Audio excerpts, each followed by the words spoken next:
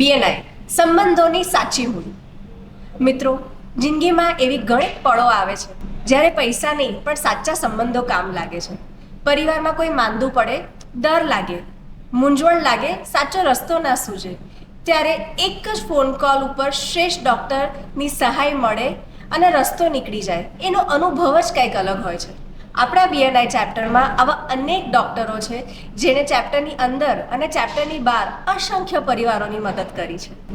BNI ખાલી business નથી આપતું, એ એક સુરક્ષાનો અહેસાસ આપે છે કે મદદના ટાઈમે શ્રેષ્ઠ ડૉક્ટરો આપણી સાથે ચોક્કસ સાથે ઊભા રહેશે, તે ભરોસો આપે છે.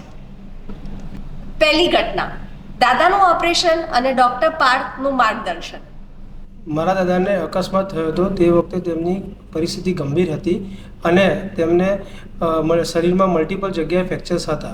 જ્યારે મેં પહેલીવાર ડૉક્ટર પાર્થનો સંપર્ક કર્યો ત્યારે તેમને દાદાની શારીરિક સ્થિતિ અને ઉંમરની ધ્યાનમાં રાખીને સ્પષ્ટ જણાવ્યું કે હાલની સ્થિતિમાં ઓપરેશન કરવું જોખમી છે. તેમને અમને નિરાશ કરવાને બદલે એક પ્રોટોકોલ આપ્યો. અમે 2 મહિના સુધી તેમના સૂચનાઓનું ચુસ્તપણે પાલન કર્યું.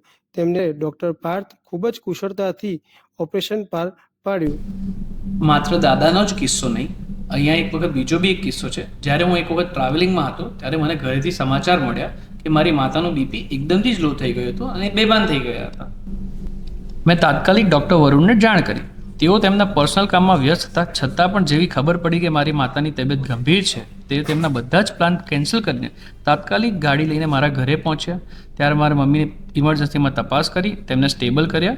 તે જ સમયે તેમણે જે સાથ અને ભરોસો આપ્યો તે હું ક્યારેય ભૂલી શકું તેમ નથી. આજે અમે તમારી સામે 2 ઘટનાઓ વર્ણવી. દાદાનું ઓપરેશન અને મમ્મીની ઇમરજન્સી. એ વાતનો પુરાવો છે કે બીએનઆઈ શું છે. લોકોને લાગતું હશે કે બીએનઆઈ ફક્ત બિઝનેસ કે નેટવર્કિંગ છે, પણ અમારો અનુભવ એ કહે છે કે બીએનઆઈ એક મજબૂત સુરક્ષા કવચ છે. મુશ્કેલની ઘડીમાં જ્યારે રસ્તો ના સૂઝે કે શું કરવું તે ખબર ના પડે, ત્યારે બીએનઆઈના મિત્રો જ ખભેથી ખભા મિલાવીને સાથે ઊભા રહે છે. ડૉક્ટર વરુણ અને ડૉક્ટર પાર્થ એવા જ અમારા અમૂલ્ય મિત્રો છે જે અમારા ચેપ્ટરની સાચી મૂડી છે.